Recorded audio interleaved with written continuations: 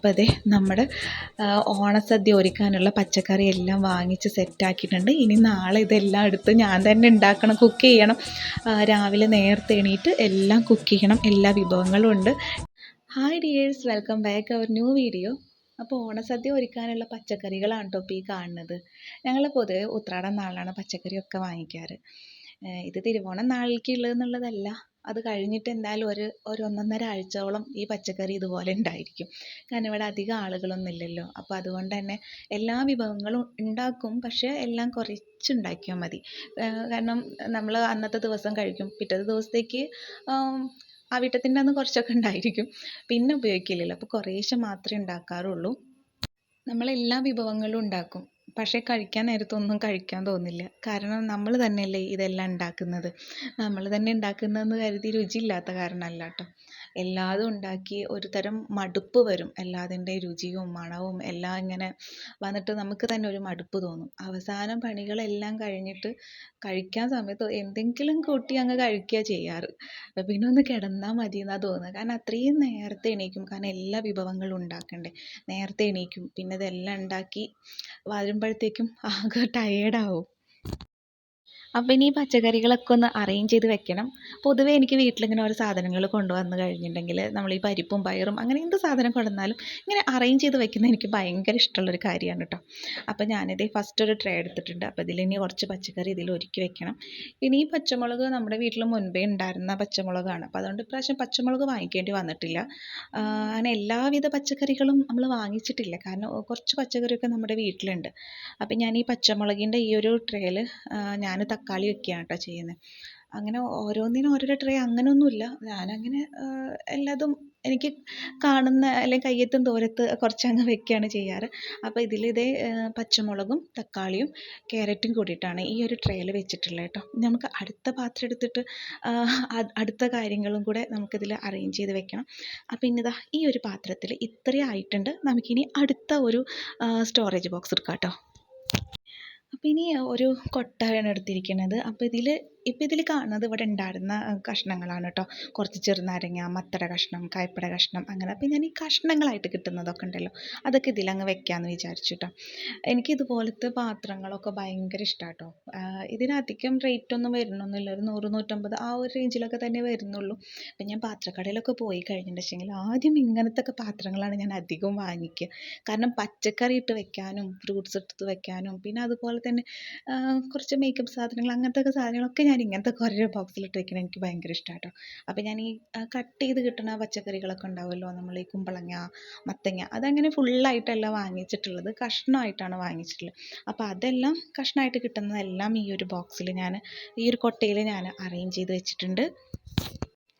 അങ്ങനെ നമ്മൾ കഷ്ണമായിട്ടുള്ള വെജിറ്റബിൾസൊക്കെ ഇതിൽ വെച്ചിട്ടുണ്ട്. നമുക്കിനി ഈ ഒരു കൊട്ട മാറ്റി വയ്ക്കാം. ഇനി അടുത്തൊരു ബോക്സ് എടുക്കാം കേട്ടോ. എല്ലാം ഇങ്ങനെ അറേഞ്ച് ചെയ്ത് വെക്കുന്നത് കണ്ടാൽ തന്നെ നമുക്കൊരു സന്തോഷമാണല്ലേ കാണാം. എല്ലാം ഇങ്ങനെ നമ്മൾ ഫ്രിഡ്ജിൽ എല്ലാവർക്കും ഉണ്ടാവും, നമ്മൾ പച്ചക്കറി മാത്രം ഇട്ട് വെക്കുന്ന ട്രേ ഉണ്ടായിരിക്കും, പക്ഷേ എല്ലാം കൂടി അതിലങ്ങ് കട്ട കൂടി കിടക്കുമ്പോൾ അത്ര ഒരു ഭംഗി ഉണ്ടായിരുന്നു. നമ്മൾ എവിടെ പച്ചക്കറി ആണെങ്കിലും എന്താണെങ്കിലും നമ്മളതിങ്ങനെ ഇരിക്കുന്നത് കാണുമ്പോൾ നമുക്കൊരു സന്തോഷമല്ലേ. എന്തോ ഒരു വൃത്തിയിൽ ഭംഗിയിൽ കാണുമ്പോഴേ നമുക്കൊരു സന്തോഷമാണല്ലേ. അപ്പം ഞാൻ ഇങ്ങനൊരു കൊട്ട എടുത്തിട്ടുണ്ടല്ലോ, ഇതെനിക്ക് ഒരുപാട് ഇഷ്ടമുള്ളൊരു കൊട്ട കേട്ടോ. നമ്മൾ മുള കൊണ്ടൊക്കെ തുന്നിയെടുക്കില്ലേ, മെടഞ്ഞെടുക്കില്ലേ, അങ്ങനത്തെ ഒരു കൊട്ടയാണ് കേട്ടോ. അപ്പോൾ ഇതിലാണ് ഞാൻ സവാള, ചുവന്നുള്ളി, വെളുത്തുള്ളി അങ്ങനെയുള്ള സംഭവങ്ങളൊക്കെ ഇതിലാണ് വെക്കുക കേട്ടോ. അപ്പോൾ ഇതിൽ തന്നെ ഞാൻ ഉരുളൻകിഴങ്ങും വെക്കുന്നുണ്ട്. ഇത് ഞാൻ ഫ്രിഡ്ജിൽ വെക്കാറില്ല കേട്ടോ, ഇത് ഞാൻ പുറത്താണ് വെക്കാറ്. കാരണം സവാള ഇതൊന്നും ഫ്രിഡ്ജിൽ വെക്കേണ്ട ആവശ്യമില്ല, പുറത്ത് തന്നെയല്ലേ വെക്കാറ്. ഉരുളൻകിഴങ്ങ്, ചെറിയുള്ളി, വെളുത്തുള്ളി, അപ്പോൾ ഇതിലിത് അറേഞ്ച് ചെയ്ത് വെച്ചിട്ടുണ്ട്. ഇത് ഞാൻ ഫ്രിഡ്ജിൽ വെക്കാറില്ല, പുറത്താണ് വെക്കാറ് കേട്ടോ. അപ്പോൾ കുറച്ച് ഇഞ്ചിയും കൂടെ ഞാൻ അതിൽ മാറ്റി വയ്ക്കുന്നുണ്ട്. ഇതൊന്നും ഞാൻ ഫ്രിഡ്ജിൽ വെക്കില്ല കേട്ടോ. ഇഞ്ചി വെളുത്തുള്ളി പേസ്റ്റൊക്കെ ഞാൻ ഉണ്ടാക്കിയിട്ട് ഫ്രിഡ്ജിൽ വെക്കും, അല്ലാത്തൊന്നും ഫ്രിഡ്ജിൽ വെക്കാറില്ല.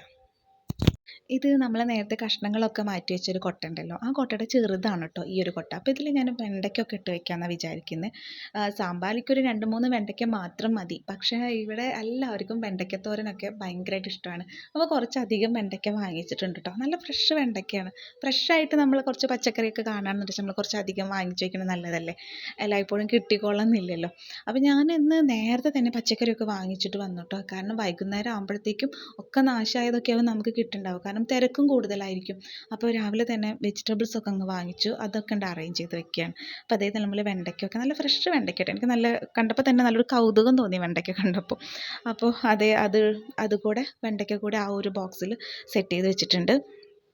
ഇനി കുറച്ച് പയറാണ് കേട്ടോ ഒതുക്കി വെക്കാനുള്ളത്. അത് നമ്മൾ അവിയലൊക്കെ വെക്കാൻ വേണ്ടിയിട്ടുള്ള പയർ, ബീൻസ്, കൊത്തമര ഇതൊക്കെ ഉണ്ടല്ലോ, അതൊക്കെയാണ് ഒന്നുകൂടി അറേഞ്ച് ചെയ്ത് വെക്കാനുള്ളത്. അപ്പം നമ്മൾ ഓരോരോ പച്ചക്കറികൾ മാറ്റുമ്പോഴാണ് നമ്മൾ നേരത്തെ ബോക്സിൽ ഇടാൻ വിട്ടുപോയ കുറച്ചുകൂടെ വെജിറ്റബിൾസ് കിട്ടണം. അപ്പോൾ വെണ്ടയ്ക്കൊക്കെ ഇടയ്ക്ക് കിട്ടുന്നുണ്ട്, അതൊക്കെ അതിൻ്റേതായ ബോക്സിൽ തന്നെ മാറ്റി വയ്ക്കുന്നുണ്ട് കേട്ടോ. അപ്പോൾ ഇതിൽ നിന്ന് ഈ പയറും ബീൻസും കൊത്തമരമൊക്കെ തിരഞ്ഞെടുത്ത് സെറ്റാക്കി വെക്കണം. അപ്പം ആദ്യം നമ്മുടെ നീളം പയറുണ്ടല്ലോ, നീളം പയർ ആദ്യം അങ്ങ് ഇതിൽ നിന്ന് പെറുക്കി മാറ്റി വയ്ക്കുകയാണ്. ഇനി ഇത് കഴിഞ്ഞിട്ട് മറ്റുള്ള ബീൻസ്, കൊത്തമര കൂടെ മാറ്റി വയ്ക്കണം. ഇവിടെ പയറും ബീൻസും കൊത്തമരമൊക്കെ അവിയലേക്ക് ഒരു 2-3 എടുത്താൽ മതിയാവും, അധികമൊന്നും വേണ്ട ആവശ്യമില്ല. പക്ഷെ നമുക്കത് അത്ര മാത്രമായിട്ട് വാങ്ങിക്കാൻ പറ്റില്ലല്ലോ, ഒരു 1/4 കിലോനൊക്കെ ആയിട്ടാണ് വാങ്ങിച്ചിട്ടുള്ളത്. അപ്പം ഇനി ഓണം കഴിഞ്ഞാലും ഇവിടെ തോരൻ വെക്കാനോ ഒക്കെ ആയിട്ട് നമ്മൾക്ക് എല്ലാം സ്റ്റോക്ക് ആയിട്ടുണ്ട് കുറച്ച് ദിവസത്തേക്ക്. ഇനി വെജിറ്റബിൾസ് ഒന്നും വാങ്ങിക്കേണ്ട ആവശ്യമില്ല. അപ്പോൾ ഇനി ഇതെല്ലാം ഞാനൊരു ബോക്സിലാക്കിയിട്ട് സെപ്പറേറ്റ് ആയിട്ട് വെക്കാൻ കേട്ടോ. അപ്പോൾ സെപ്പറേറ്റ് ആയിട്ട് വെക്കുകയാണെങ്കിൽ 3 പാത്രം വേണ്ടേ. അപ്പോൾ ഇതാச்சுം ഒരുമിച്ച് വെച്ചിട്ടുണ്ടെങ്കിൽ വീണ്ടും പണിയല്ലേ, നമുക്ക് ആ ഒരു ആവശ്യ സമയത്ത് എല്ലാം അങ്ങനെ പെറുക്കിയെടുക്കേണ്ടി വരും. അപ്പോൾ അതിന് ഇതുപോലത്തെ ഒരു പാത്രമാണ് എടുത്തിരിക്കുന്നത് കേട്ടോ. ഇനി ഞാൻ ഇതെല്ലാം ഓരോരോ പേപ്പറിൽ ഇങ്ങനെ പൊതിഞ്ഞ് വെക്കുകയാണ് കേട്ടോ. നമുക്ക് നോക്കിയാൽ പെട്ടെന്ന് മനസ്സിലാവുന്ന തരത്തിൽ ഓരോന്ന് ഞാനിങ്ങനെ പേപ്പറിൽ പൊതിഞ്ഞ് വെക്കുകയാണ്. അപ്പം നമുക്കിത് പെട്ടെന്ന് എടുക്കാനും പറ്റും, എല്ലാം കൂടെ മിക്സായിട്ട് നമുക്കങ്ങനെ ബുദ്ധിമുട്ടില്ല. എല്ലാം പച്ചക്കറിയും അങ്ങനെ ഒതുങ്ങിയിരുന്നോളും. നമുക്ക് ആവശ്യത്തിനുള്ളത് മാത്രം എടുത്താൽ മതിയല്ലോ. എത്ര എണ്ണ വേണ്ടതെങ്കിൽ അത്ര എണ്ണം എടുത്താൽ മതി. അപ്പം ഞാനിതുപോലെ പേപ്പറിലാണ് കേട്ടോ ഇത് ചുരുട്ടി വെക്കുന്നത്. ഈ പയർ ബീൻസൊക്കെ മോൾക്ക് ഉപ്പേരി വെച്ച് കഴിക്കണത് ഇഷ്ടമായതുകൊണ്ട് ഇത് കുറച്ചധികം വീട്ടിലിരുന്നാലും കുഴപ്പമില്ല, അവൾ കഴിച്ചോളും. അപ്പോൾ അതുകൂടെ ഒരുക്കി വെക്കൽ കഴിഞ്ഞു. ഇനി പഴമാണ്, നേന്ത്രപ്പഴം ഇനി നാളെ രാവിലെ, അതായത് തിരുവോണത്തിൻ്റെ അന്ന് രാവിലെ ഇവിടെ പൊതുവേ പുട്ടാണ് ഉണ്ടാക്കാറ്. പുട്ടും പഴം പുഴുങ്ങിയത് അങ്ങനെയൊക്കെയാണ് ഉണ്ടാക്കാറ്. അത് ഒരുവിധം വീട്ടുകളിലൊക്കെ ഇവിടെ അങ്ങനെ തന്നെയാണ് ചെയ്യാറ് കേട്ടോ. രാവിലെ പുട്ടും പഴമായിരിക്കും. അപ്പോൾ അധികം പഴമൊന്നും വാങ്ങിച്ചിട്ടില്ല, കുറച്ച് പഴമാണ് വാങ്ങിച്ചത്. ഇനി നമുക്ക് ബാലൻസ് വരുന്ന പച്ചക്കറിയൊക്കെ ഉണ്ടല്ലോ, അതെല്ലാം ഇതുപോലെ ഈ ഫ്രിഡ്ജിൻ്റെ ഈ ട്രേയിലാണ് ഞാൻ ഇടുന്നത് കേട്ടോ. അപ്പോൾ പഴം ഞാൻ ഇതിലിടുന്നില്ല, കാരണം ഇത് അത്ര അങ്ങ് പഴുപ്പ് വന്നിട്ടില്ല, അധികം പഴുത്ത് വന്നിട്ടില്ല. അപ്പോൾ ഞാൻ വെച്ച് ഇതൊക്കെ പുറത്ത് വെക്കാം, പുറത്ത് വെച്ചെന്ന് വെച്ചാൽ ഒന്നുകൂടെ നാളത്തേക്ക് പഴുക്കും. അപ്പോൾ ഒന്നുകിൽ നാളെ പഴംപൊരി ഉണ്ടാക്കണം, അല്ലെങ്കിൽ പഴം പുഴുങ്ങൽ മസ്റ്റാണ്, എന്തായാലും പഴം പുഴുങ്ങും പുട്ടിലേക്ക്. പിന്നെ പഴംപൊരി ഉണ്ടാക്കണം, അത്ര തന്നെ. അതിനുള്ള പഴം എന്തായാലും ഇവിടെ ഉണ്ടായിരിക്കും. പിന്നെ ബാക്കി വരുന്ന കയ്പ്പയ്ക്ക, കായ, കേബേജ്, പിന്നെ വടോപ്പുളി നാരങ്ങ നമുക്ക് അച്ചാറിടാൻ വേണ്ടിയിട്ടുള്ള, അതൊക്കെ ഇതുപോലെ ട്രേയിലാണ് കേട്ടോ ഞാൻ ഇടുന്നത്. മുരിങ്ങക്കായൊക്കെ അങ്ങ് മുറിച്ചിട്ടുണ്ടെങ്കിൽ അതിൽ കൊള്ളും. ഇതൊക്കെ പിന്നെ നമുക്ക് ഇങ്ങനെ അധികം വെക്കാതെ കുറച്ച് വെക്കുമ്പോൾ നമുക്കത് കാണുകയും ചെയ്യും.